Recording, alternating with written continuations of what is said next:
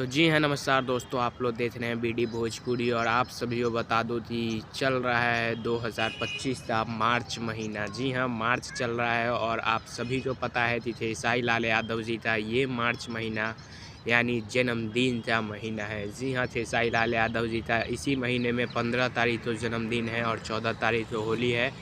तो दिन काफ़ी स्पेशल है और देखते हैं इस साल जन्मदिन पर बहुत सारी चीज़ें हैं जो कि खास होने वाली हैं। जैसा कि बताया जा रहा है कि खेसारी लाल के गाने भी रिलीज़ होने वाले हैं इस साल जन्मदिन पे, और भी कई सारी चीज़ें होने वाली है जैसे कि गरीबों को खाना बांटा जाता है वो भी होगा।